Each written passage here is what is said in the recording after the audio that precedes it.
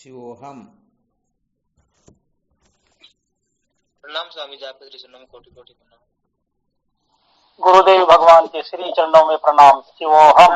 शिवोहम शिवोहम। शिवोहम शिवोहम।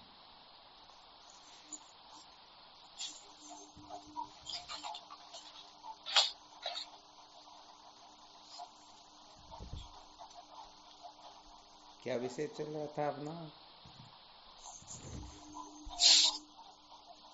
संसार को बनाए रखकर कभी भी सत्य का साक्षात्कार नहीं किया जा सकता। संसार को बनाए रखकर कभी भी सत्य का साक्षात्कार नहीं किया जा सकता।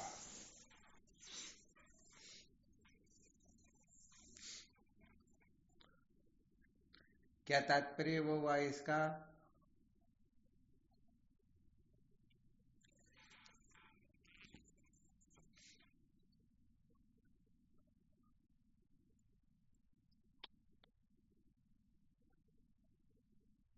स्वपन के पदार्थों को बनाए रख करके किसको बनाए रख करके? स्वपन के पदार्थों को बनाए रख करके कोई चाहे मैं जग जाऊं तो जग सकते क्या? अथवा जगने के पश्चात स्वपन के पदार्थों की सत्ता रहती क्या? नहीं रहती। नहीं रहती ना जी। ये तो जब तक स्वप्न होता है तब तक ही तो स्वप्न की भ्रांति होती है।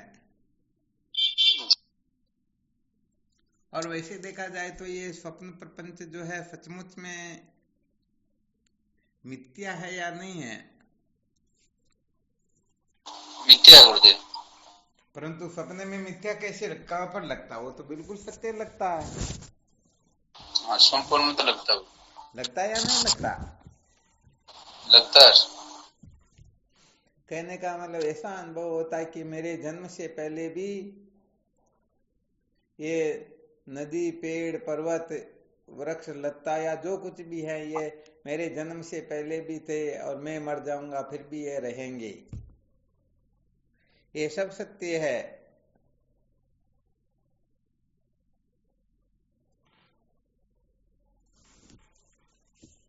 और सैद्धांतिक धरातल पर विचार करके देखा जाए तो वास्तव में सत्य है क्या? नहीं गुरुदेव। हाँ, वास्तव में है ही नहीं।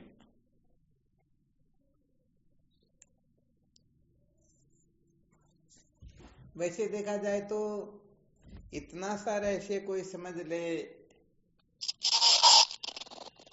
जैसे स्वप्न के पदार्थ होते हैं वैसे ही जागृत के पदार्थ, तो फिर उनको ज्यादा आयास प्रयास करने की आवश्यकता नहीं रहती है। वो सहज में ही अपने जीवन को धन्य बना लेते हैं।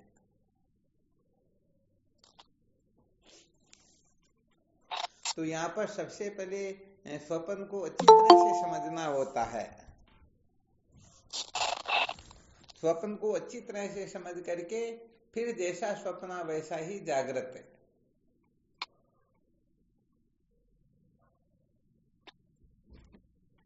जागृत के पदार्थों को बनाए रखने का जो हम आग्रह करते हैं तो सचमुच में हम इसको मिथ्या समझते हैं क्या उस समय? नहीं समझते।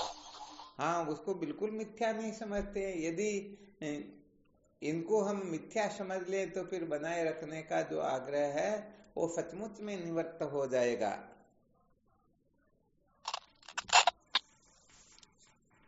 तो यहाँ पर केवल मात्र सूत्र इतना ही निकलता है कि हमने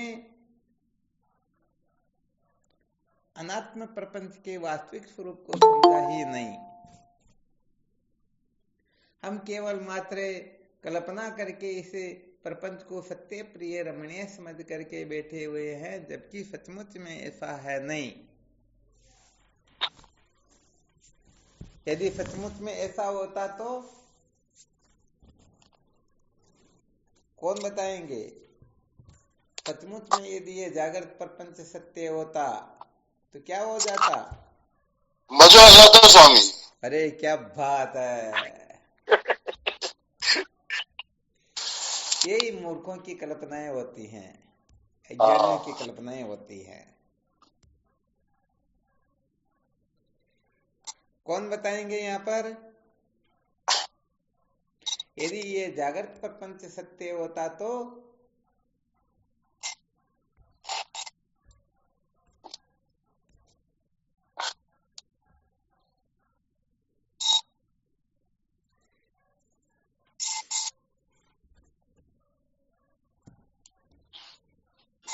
बस, अरे इतने दिन हो गए तो कुछ न कुछ युक्ति तो लगाई लेनी चाहिए। सुसुप्ति में होना चाहिए। क्या होना चाहिए? ये सपन। हाँ, सत्य होता है तो उसमें ही होना चाहिए। किसमें होना चाहिए? सुसुप्ति अवस्था में भी। क्या बात, बस बस समझो, ब्रह्मास्त्र बता दिया है। वास्तव में जो सुनना चाह रहे थे वो यही महामंत्र है।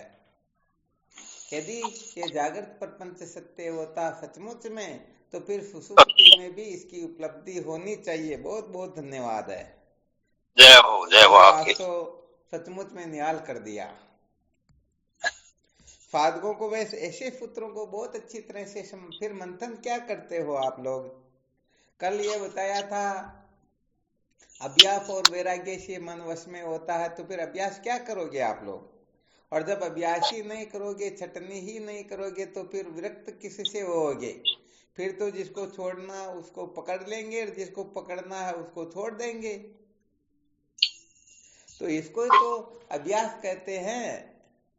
तो ये जागृत प्रपंच यदि सचमुच में सत्य होता तो ये स्वप्न में भी उपलब्ध होना चाहिए और सुषुप्ति में भी उपलब्ध होना चाहिए, समाधि में भी उपलब्ध होना चाहिए, मूर्छा आदि अवस्था में भी उपलब्ध होना चाहिए। जबकि होता है क्या?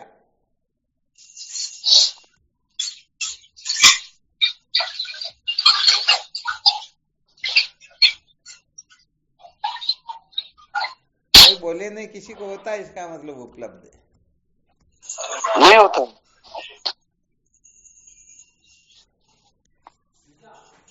तो कम से कम इतना सा सूत्र, इतना सा रहस्य अच्छी तरह से समझ करके फिर अपने को निश्चिंत हो जाना चाहिए, निर्भय हो जाना चाहिए। हाँ, जो कुछ भी कर रहे हो आपके हिसाब से करते रहो, परंतु करते करते यदि कुछ गड़बड़ घोटाला हो जाए तो फिर रोने धोने की आवश्यकता नहीं है, बिल्कुल निश्चिंत हो जाना चाहिए।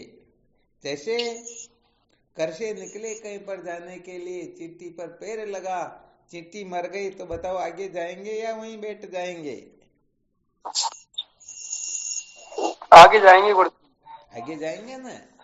तो बस ये निश्चय अपने को अच्छी तरह से कर लेना चाहिए, इस रहस्य को अच्छी तरह से समझ लेना चाहिए।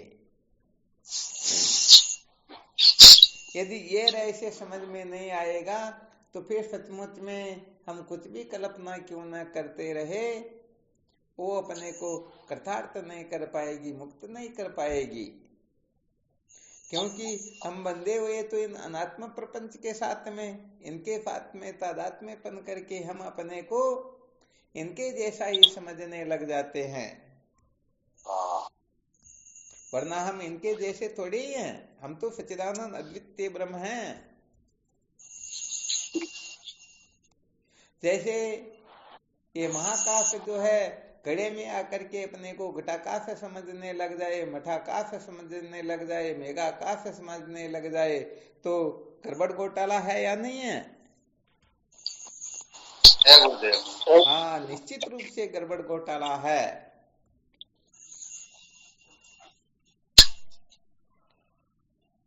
तो ये सारा का सारा इनके तादात्म्यपन से ही होता है। जैसे पहले वो लोहे के गोले वाला दृष्टांत बताया, जब लोहे के गोले को गर्म करके फंडासी से पकड़ करके बाहर फेंका गया, तो जब वह लुढ़कने लगा तो छोटे से बच्चे ने कह दिया, पिताजी देखो देखो अग्नि दौड़ रही है। पिताजी ने समझाया, बेटे अग्नि नहीं दौड़ रही है, तो लोहे का गोला दौड़ रहा है। आगे जाकर वह लोहे का गोला किसी वस्त्र से टकराता है, कपड़े से टकराता है, कपड़ा जलने लगता, तो छोटा सा बच्चा कहता देखो देखो पिताजी, ये लोहे का गोला जो है इस कपड़े को जला रहा है, कागज को जला रहा है। पिताजी कहते बेटे नहीं नहीं, ये लोहे का गोला नहीं बल्कि अग्नि जला रही है। तो देखो छोटा सा बच्चा लोहे के गोले को अग्नि समझ रहा था और अग्नि को लोहे का गोला। यही तो ज्ञान होता है। आत्मा को अनात्मा समझना और अनात्मा को आत्मा समझना, ये ज्ञान नहीं तो क्या है? इसी को शास्त्रों में चिंजड़ ग्रंथि कहा जाता है। इस चिंजड़ ग्रंथि का छेदन भेदन ही मानव जीवन का सार होता है। हाँ, तो इस रहस्य को कहने का मतलब जो वेदांत के महत्वपूर्ण सूत्र है, उन सूत्रों पर बहुत अधिक मंथन करना चाहिए। बारंबार अपनी चित्तवृत्ति बस वहीं लगी रहनी चाहिए।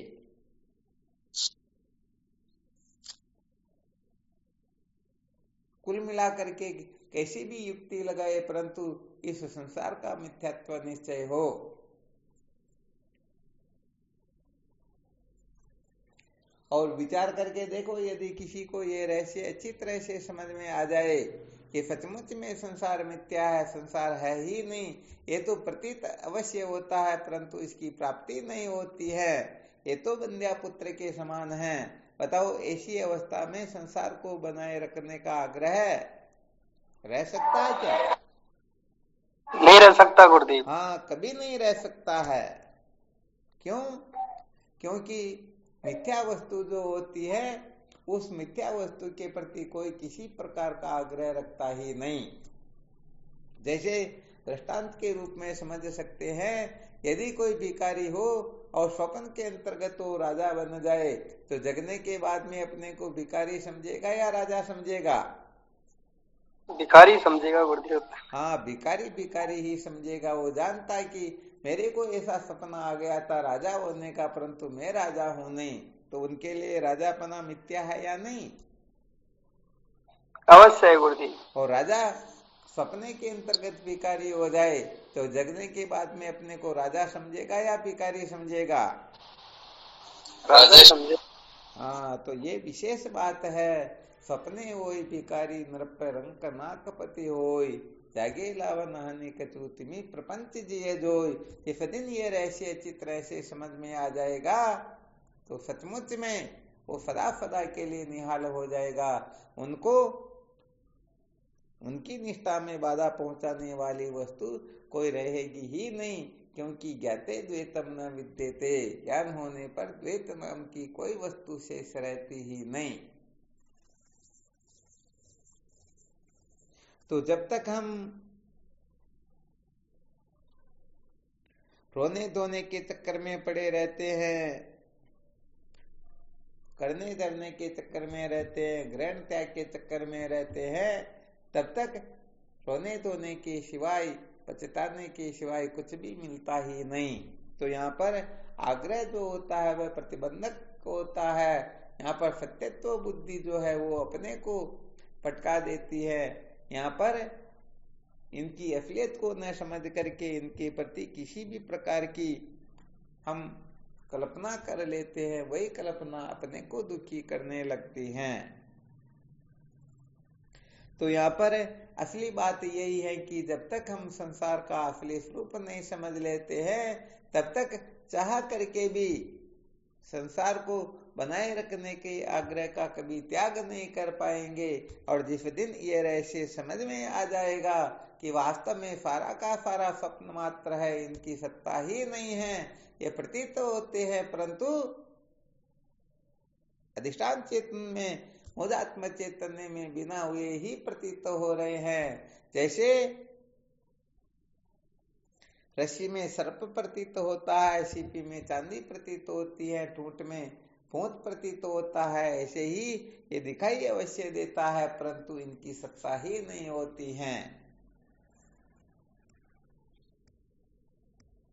तो यहाँ पर कुल मिलाकर के अपने को इतना अवश्य समझ लेना है, हम संसार के प्रति जितना आग्रह रख करके बैठे हुए हैं उतना ही हम संसार को सत्य समझ रहे हैं।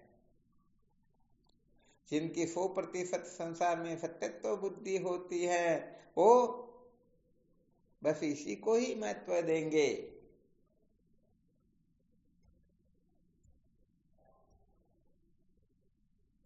तो भाई ये फॉर्मूला तो अपने पास ही है। हम जितना जितना संसार का मिथ्यात्व निश्चय कर पाएंगे उतना उतना संसार को बनाए रखने का आग्रह न चाहते हुए भी दिमाग से निकल जाएगा। हाँ, दिमाग से तो क्या निकलेगा, वो दिमाग भी निकल जाएगा।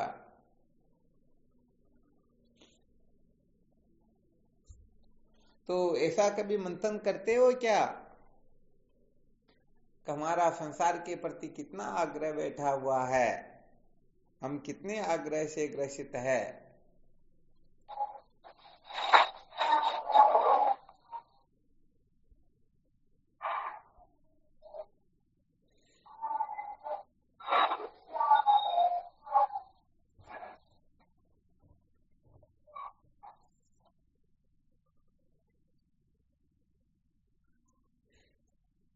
कौन ऐसा चिंतन मनन करते हैं? अथवा कोई बता सकते हैं कि हमारा इतना प्रतिशत संसार का आग्रह निवृत्त हो गया? हाँ, ये कहने का मतलब ऐसा फॉर्मूला है कि बिना बताए ये रहस्य समझ में आ जाता है कि हम संसार का कितना मिथ्यात्व निश्चय कर चुके हैं। तो जितना आग्रह संसार के प्रति निवृत्त हो गया उतना संसार का मिथ्यात्व निश्चय हो गया, अथवा जितना मिथ्यात्व निश्चय होगा उतना आग्रह सम्यक प्रकार से निवृत्त हो ही जाएगा। अणुमात्र भी यदि किसी प्रकार का आग्रह बैठा हुआ है तो यह आग्रह हमें कभी न कभी जन्म मृत्यु की श्रृंखला में भटका ही सकता है। इसलिए सम्यक प्रकार से किसी के भरोसे नहीं रहना है, ऐसे ही कल्पना में उलझे नहीं रह जाना है। सचमुच में जब तक यथार्थ बोध नहीं होता है, जब तक स्वप्न से जग नहीं जाते हैं, तब तक सचमुच में दुखों का अंत होता ही नहीं। जो स्वप्न सिर काटे कोई, बिनु जाज्ञा दुख दूर न होई। बताओ, दुखों का अंत होता है क्या? स्वप्न से बिना जगे स्वप्न के दुखों का नहीं होता, नहीं होता। तो जैसे स्वप्न से जगे बिना स्वप्न के दुखों का अंत नहीं होता है, ऐसे ही ये अभी हम जो देख रहे हैं ये भी एक प्रकार का स्वप्न ही है। जब तक हम इस स्वप्न से जग नहीं जाते हैं तब तक सचमुच में कभी भी दुखों का अंत होने वाला है ही नहीं। बिल्कुल पक्का न? जी बिल्कुल। हाँ, ये विशेष बात है कहने का मतलब।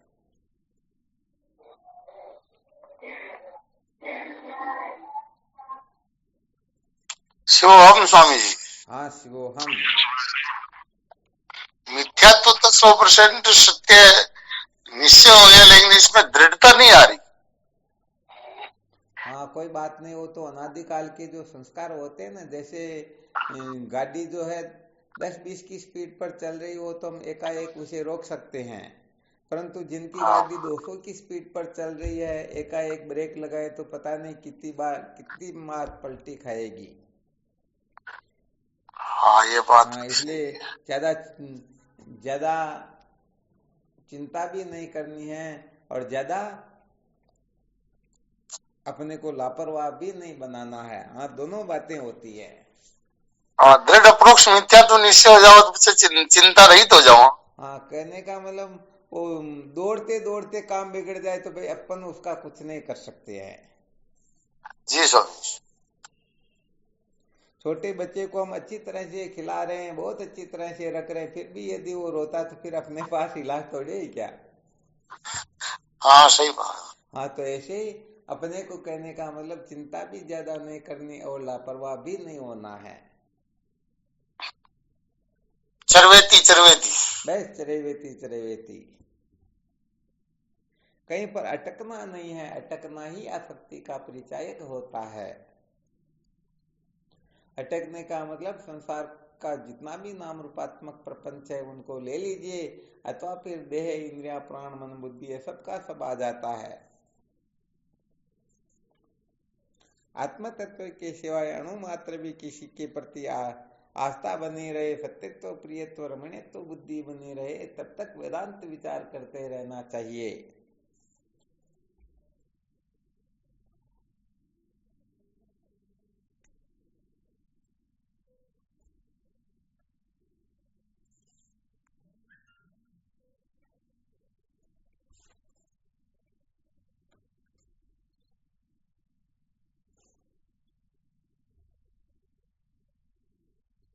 तो महात्मा जो होता है ये वेदांत विचार का ही होता है, सत्य के साक्षात्कार का ही महत्व होता है, क्योंकि सत्य का साक्षात्कार हो गया तो फिर असत नाम की कोई वस्तु शेष रहती ही नहीं। तो बस यहाँ पर कुल मिलाकर के तत्व पद का विवेचन खुद करना चाहिए। अच्छा, आप लोगों में से जिज्ञासु बोध, अच्छा पहले तो ये भी बता देते हैं, जिन्होंने जिज्ञासु बोध लिख ली उनको किसी को फॉरवर्ड नहीं करना बिल्कुल भी। ऐसा नहीं कि अपन लिख लिए तो दूसरों को भी भेज दें, सबको वैसे लिख करके वीडियो से सुन करके लिखना और फिर मेरे को भेजना। देखता हूं कितने साधक इसमें सफल हो पाते हैं। किन ने लिख लिया जिज्ञासु बोध को? पूरी की पूरी को रमेश ने लिख लिया एक तो, और किसने लिखा? अच्छा मोहनलाल जी, कौशल्या ने भी लिख लिया। अच्छा मोहनलाल जी आपने पूरा लिख लिया क्या? जी गुरुदेव। चलो बहुत अच्छी बात। रमेश ने तो मेरे को भेज भी दिया था और खूब टाइम हो गया। तो अपने को किसी को भेजना नहीं, यदि किसी को आवश्यक है तो वीडियो से सुनो और फिर नोट कर लो। तो समस्त साधकों को ये काम दिया जाता, देखते हैं कौन से कितने साधक ये काम करके बताते हैं। अपने लिए बहुत अच्छी कॉपी बनानी और कॉपी सदा के लिए अपने पास ही रहे, और दूसरों को कर देते तो अपना फिर पुण्य नष्ट हो जाता। दूसरों को यदि चाहिए तो फिर वो संत महापुरुषों से लेते रहेंगे। आप जब संत महात्मा बन जाओ तो फिर करते रहना, अभी अपने लिए ही करो, वरना फिर प्रचार में लग जाएंगे तो फिर अपना चिंतन मनन छूट जाएगा।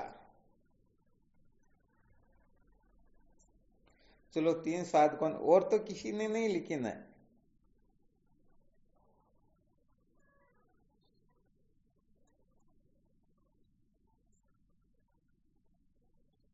जिज्ञासु बहुत ध्यान में आ गई क्या? जीवन का सार वेदांत विचार इस चैनल पर देख लेना ना। वैसे पता है करीब करीब सभी साधकों को।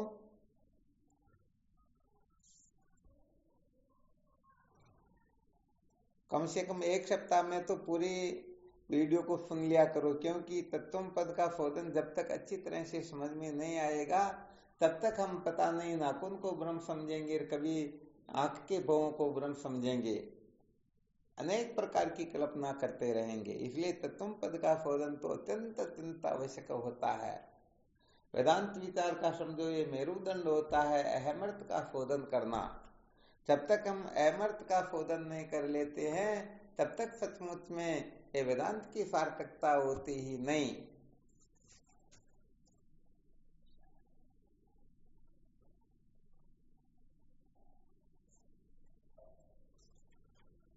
हाँ, किसी को यदि पता नहीं हो तो कोई भी किसी के लिंक जरूर भेज सकते हैं, ताकि उससे वो सुन करके लिख सकते हैं।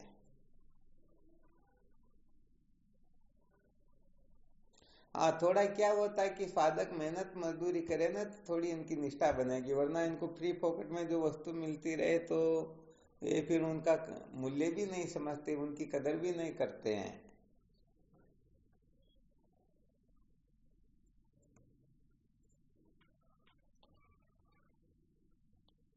फिर निर्मोह राजा की उनको भी पूरी की पूरी नोट करना, तो थोड़ा पता भी रहे कि वास्तविकता क्या है।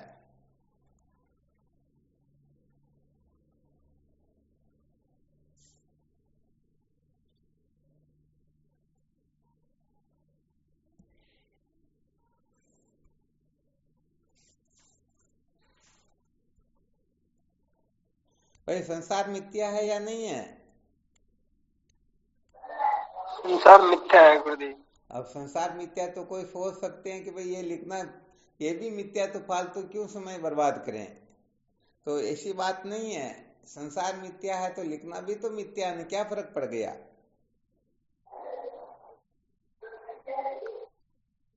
भाई कुछ न कुछ तो करेंगे ना।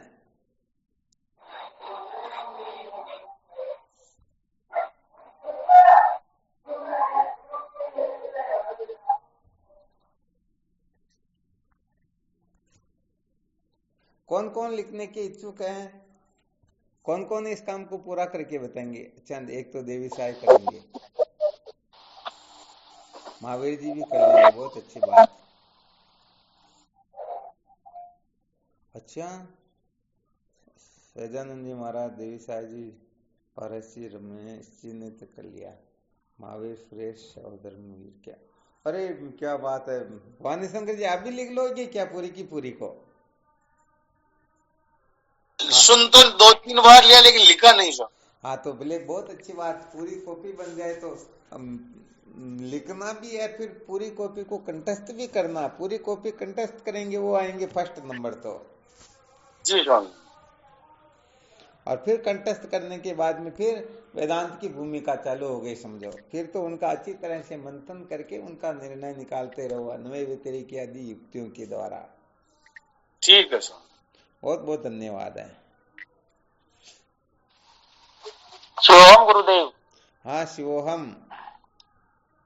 गुरुदेव मुझे तो यही पता नहीं है क्या मतलब क्या लिखना है और क्या चीज है जो, तो ये मैंने सुना नहीं पहले। YouTube के ऊपर एक चैनल बना हुआ अपने नाम से, शिवोम के नाम से, या कोष्टक में जीवन का सार वेदांत विचार। तो जीवन का सार वेदांत विचार जैसे ही YouTube पर सर्च करोगे तो उसमें बहुत सारे वीडियो आ जाएंगे, जिसमें एक वीडियो है जिसका नाम है जिज्ञासु बोध। जिज्ञासु बोध के प्रथम पद का शोधन किया गया, जिसमें 3 शरीर 5 कोष 3 अवस्था देश काल वस्तु धर्म सहित अविद्या कुटस्थ और अविद्या में कुटस्थ चेतन का प्रतिबिंब, इन सबका विशेष रूप से विवेचन किया गया। और ये साधकों को सबसे पहले अच्छी तरह से समझना होता। वैसे देखा जाए तो ये अच्छी तरह से न समझ ले तब तक तो उनको विचार चंद्रोदय पंचीकरण किसी के हाथ में नहीं लगाने देना चाहिए। वरना क्या होता है कि सोच लेते हम तो आगे की कक्षा में बैठ गए तो फिर पहले की कक्षा क्यों पढ़े, तो ये भी गड़बड़ हो जाता है। तो चलो फिर भी मेहनत करके देखना, कोशिश करना। और जो इतने असमर्थ हो कि लिख भी नहीं सके, पढ़े हुए नहीं है, तो कम से कम एक सप्ताह में एक बार उसको सुन तो सकते ही सकते, ताकि पता चलेगा कि 3 शरीर 3 अवस्था 5 कोष इनका विशेष जो वर्णन है, ताकि समझ में आ जाएगा कि ये मैं नहीं, मेरे नहीं, सत्य नहीं, मैं इनका दृष्टा साक्षी कुटस्थ अद्वितीय ब्रह्म हूं।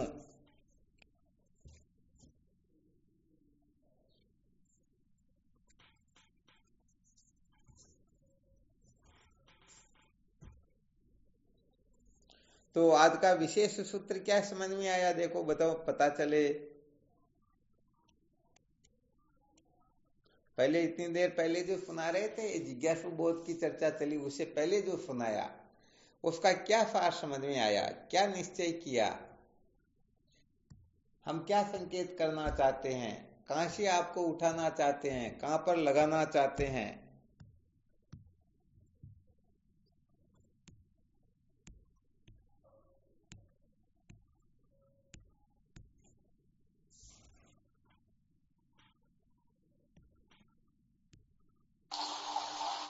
शिवोहम गुरुदेव।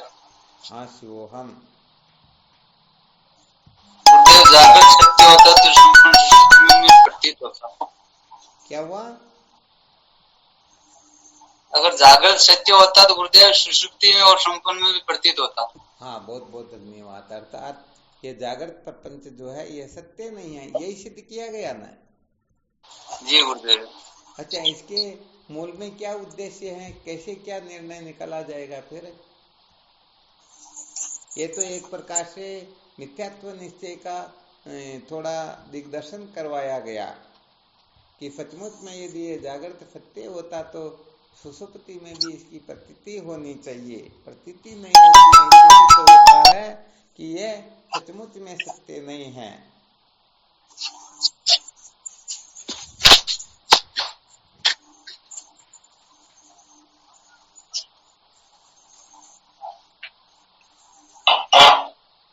बिल्कुल सत्य न।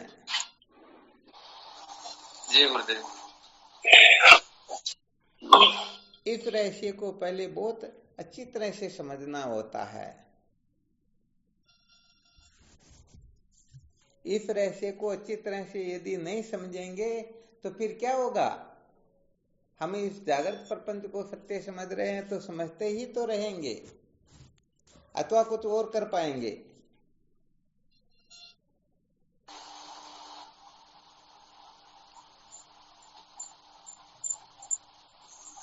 आवाज आ रही क्या? आ रही गुरुदेव। हाँ, आ रही है। आवाज आ रही है ना? जी आ रही है गुरुदेव जी। तो ये जागृत प्रपंच को मिथ्या सिद्ध करने का फॉर्मूला, परंतु और विशेष बात बताई, उसकी ओर आपका ध्यान आकर्षित करना चाहते हैं।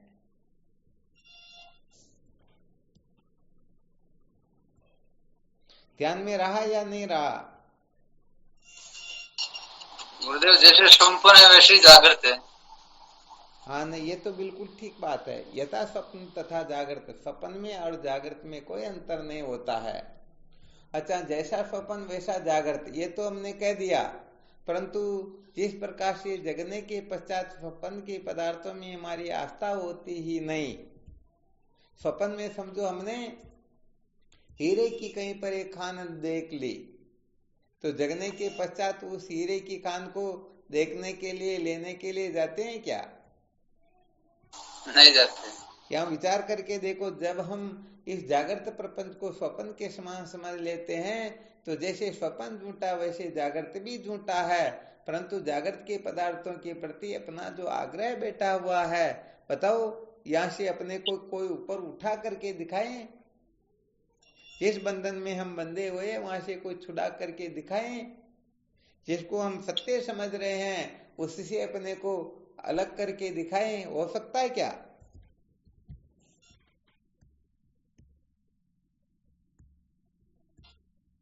नहीं हो सकता। नहीं हो सकता। तो फिर हम स्वप्न और जागृत को एक जैसे कहाँ समझ रहे हैं? जी। स्वप्न के पदार्थों का तो हम चिंतन भी नहीं करते, लेने जाना तो बहुत दूर की बात है। तो यहाँ पर कुछ न कुछ गड़बड़ अवश्य है। अब उस गड़बड़ को कैसे निकाला जाए, बस इसी का फिर मंथन करना होता है। तो इस रहस्य को हमें अच्छी तरह से समझना है कि जागृत में और स्वप्न में कोई अंतर नहीं होता है। जैसे सपना झूठा होता है वैसे ये जागृत भी झूठा होता है।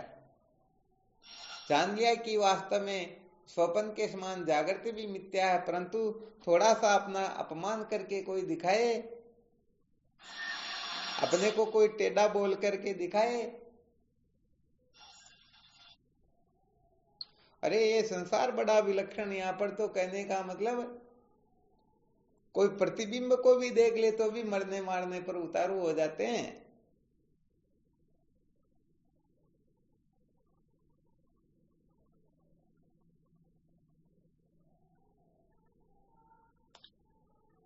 तो विचार करके देखो, हम सचमुच में इसको समझ रहे हैं क्या? नहीं समझ रहे हैं। नहीं समझ रहे हो। अलाउद्दीन खिलजी का दृष्टांत देख लो। पद्मिनी को देखने के लिए भले दर्पण में ही दिखा दो, तो दर्पण में सत्य होता है क्या? नहीं होता। परंतु फिर भी पता नहीं क्या क्या कर बैठे। तो बस सचमुच में संसार ऐसा ही है। संसार ऐसा नहीं, हम ऐसे ही हैं। हम सचमुच में इस जागृत प्रपंच को आत्मा से कम सत्य नहीं समझते हैं। ध्यान देना अच्छी तरह से। हाँ, कभी कभी तो आत्मा से भी ज्यादा सत्य समझ लेते हैं। इनका कुछ नहीं बिगड़ने देना चाहते, थोड़ा बहुत परिवर्तन हो जाए तो हम पता नहीं क्या कर बैठते हैं।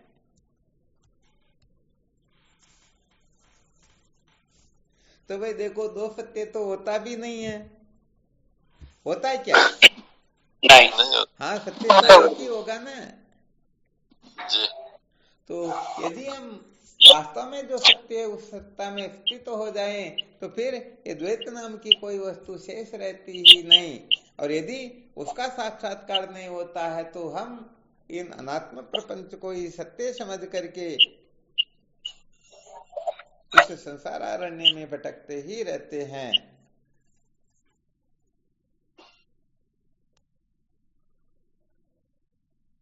आगे समझ में?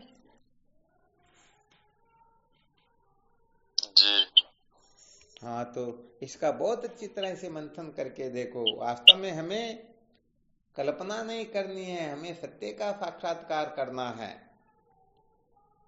हाँ, कल्पना से भूख नहीं मिटती है, कल्पना से दुखों की निवृत्ति नहीं होती है।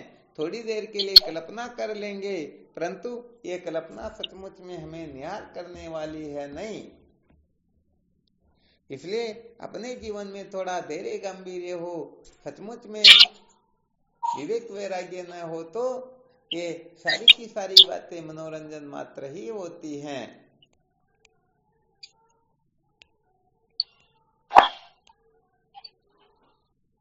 अच्छा, विचार करके देखो, सत्य वस्तु को पाने के लिए झूठी वस्तु का त्याग कर दें तो बड़ा नुकसान है क्या? नहीं है गुरुदेव। परंतु हम क्या करते, झूठी वस्तु को बनाए रखने के लिए सत्य की ओर से आंख बंद कर लेते हैं, सत्य की अवहेलना कर देते हैं। बताओ कितना बड़ा अपराध करते हैं। संसार इसी का तो नाम होता है।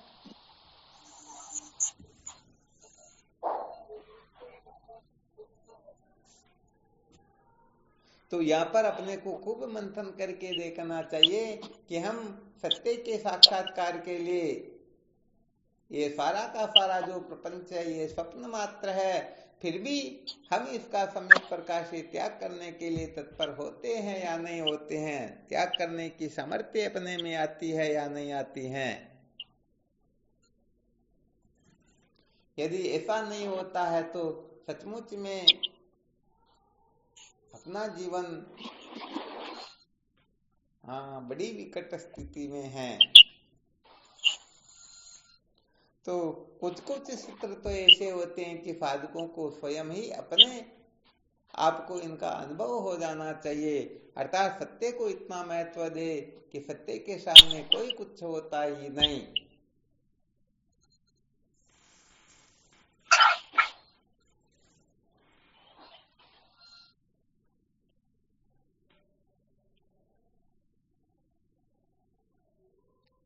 कलिया बिल्कुल।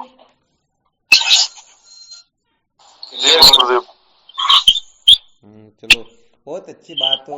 वैसे आज का महत्वपूर्ण जो सूत्र था फिर बता देते हैं, थोड़ा और नोट करना। हालांकि ये चर्चाएं तो बहुत सारी चलती ही रहती हैं,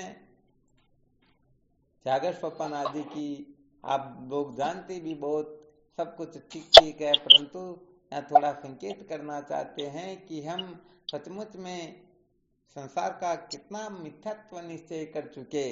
तो जितना जितना संसार को बनाए रखने का आग्रह निवृत्त हो गया, समझो हम उतने अंशों में संसार के मिथ्यात्व को निश्चय कर चुके। और जितने अंशों में संसार को बनाए रखना चाहते हैं, समझो उतने अंशों में अभी तक संसार के प्रति सत्यत्व बुद्धि बैठी हुई है। आ रहा है समझ में? जी गुरुदेव। हाँ, फिर अच्छी तरह से निश्चय करके देखना, अणु मात्र भी, अंश मात्र भी यदि संसार के प्रति सत्यत्व बुद्धि है तो वह भी अपने को जन्म मृत्यु की श्रृंखला में भटकाने के लिए खूब होती हैं, और अलग से कुछ करने की आवश्यकता होती ही नहीं। इसलिए कभी कभी मंथन कर लिया करो कि हम सचमुच में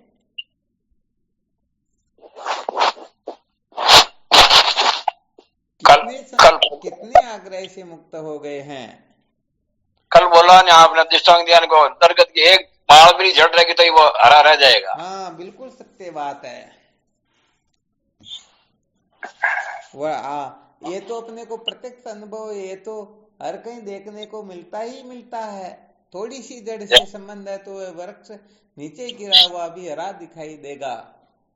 जय हो, जय हो, ऐसे जय हो। ही संसार के प्रति थोड़ी बहुत भी आस्था बैठी हुई है तो धन्यवाद। सचमुच में वह जड़, इसलिए ये वेदांत विचार जो है डापाडीप का काम नहीं है। यहाँ पर तो मूल सहित विद्या के बंधन से छुटकारा प्राप्त होता है और इसकी फीस होती है 100% अनात्म प्रपंच का त्याग। अनात्म प्रपंच के प्रति जो आस्था बैठी हुई है उसका सम्यक प्रकार से त्याग। तो जितना जितना हम अनात्म प्रपंच का निषेध कर पाते हैं, समझो हम उतने ही अंशों में बोधवान हो जाते हैं, उतने ही अंशों में हम योग्य हो जाते हैं, उतने ही अंशों में हम ज्ञानी हो जाते हैं। और यदि कुछ भी नहीं कर रहे, थोड़ा बहुत भी मिथ्यात्व निश्चय नहीं है, आग्रह थोड़ा बहुत भी निकला हुआ नहीं है, तो फिर इसको वाचा मुक्त भी कह सकते हैं। वाणी से तो मुक्त है परंतु सचमुच में मुक्त नहीं है।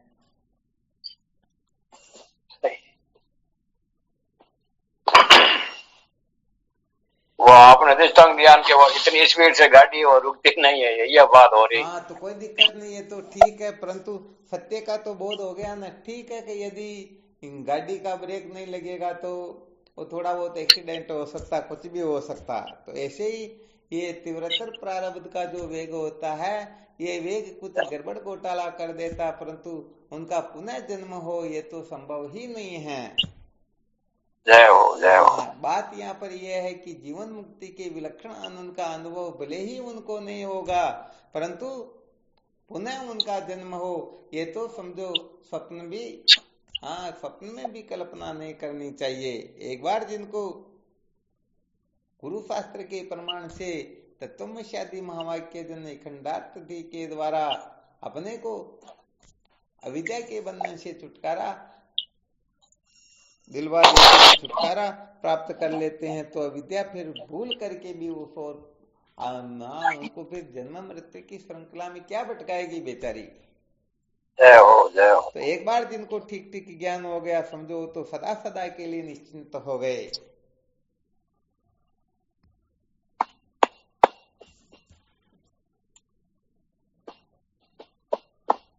ये दूसरों के कचरे में पड़े रह करके तो हम ज्ञान से दूर रह जाते हैं। देखो विचार करके, देह इंद्रिया प्राण मन बुद्धि दूसरे है या अपन स्वयं है? दूसरे तो हम दूसरों को ही तो बनाए रहने के चक्कर में पड़े हुए हैं, दूसरे को कोई दुख तकलीफ ना हो। हाँ, बहुत सारे लोग ऐसे होते हैं ना, जैसे कहीं पर ड्यूटी कर रहे हैं और उनसे बड़े साहब ने थोड़ा किसी को फटकार दिया तो उनका दोस्त कहता तो इनको फटकार दिया तो मैं भी इनके साथ गड़ जाता हूँ। फिर वो बाद में खूब पछताते कि अरे बहुत अच्छी नौकरी थी। ऐसे ही फालतू मूर्खता से जीवन अपन ने बर्बाद कर दिया। तो हम क्या करते हैं, हम भी देह इंद्रिया प्राण मन बुद्धि के प्रति आग्रह रख करके सत्य के साक्षात्कार से वंचित हो जाते हैं, जबकि ये कभी अपने हुए ही नहीं, अपने है ही नहीं, अपने हो सकते ही नहीं, फिर भी वो दिमाग से निकलता नहीं है।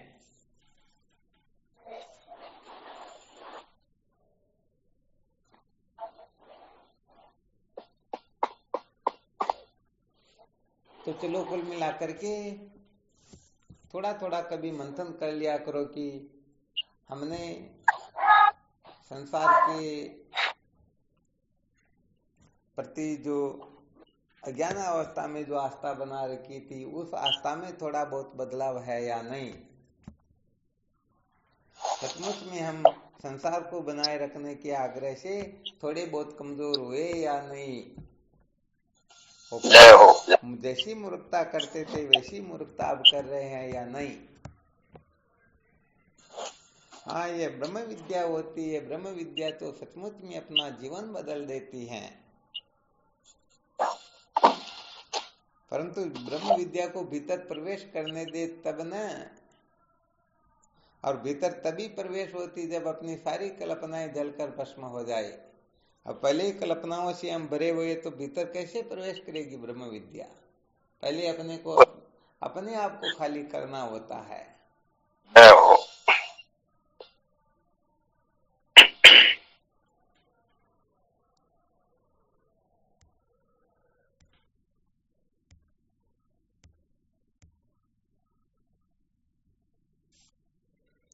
चलो फिर चिंतन मनन करते रहो।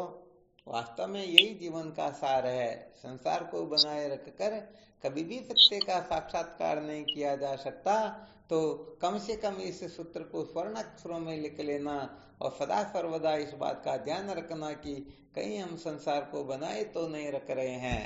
यदि हम संसार को बनाए रखने का आग्रह त्याग नहीं पा रहे, तो इसका मतलब हम जितने अंशों में नहीं त्याग पा रहे हैं, उतने अंशों में हम निश्चित रूप से संसार को सत्य समझकर बैठे हुए हैं। और जो संसार को सत्य समझ करके बैठे हुए हैं, वो बावले ही तो है, समझदार थोड़ी है क्या? हाँ, तो ये अपने भीतर बावले पने का जो कचरा भरा हुआ ना, इस कचरे को निकाल कर फेंक देना चाहिए और आत्मचिंतन के सिवाय किसी को महत्व देना ही नहीं चाहिए। यही जीवन का सार है। जय हो। चलो ठीक, शिवोहम।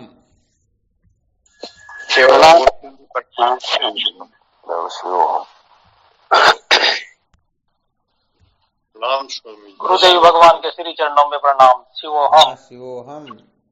स्वामी जी के चरणों में साष्टांग प्रणाम। शिवोहम, शिवोहम नारायण। शिवोहम, प्रणाम गुरुदेव। हाँ, शिवोहम।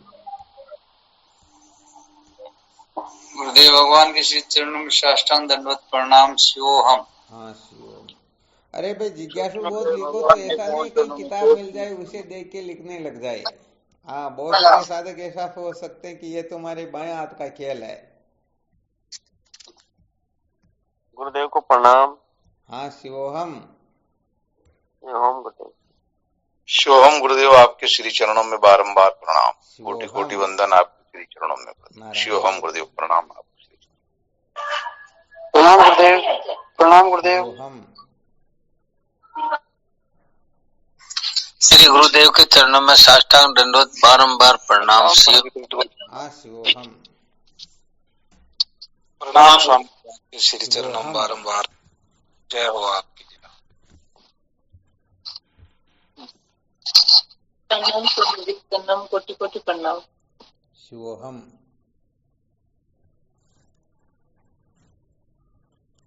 प्रणाम स्वामी जी, आपको श्री चरणों में कोटि कोटि बारंबार प्रणाम। हाँ, शिवोहम।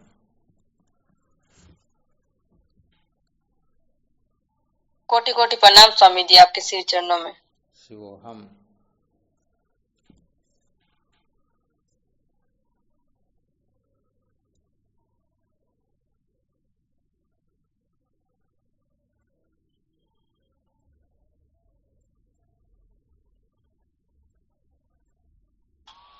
प्रणाम। हाँ, शिवोहम।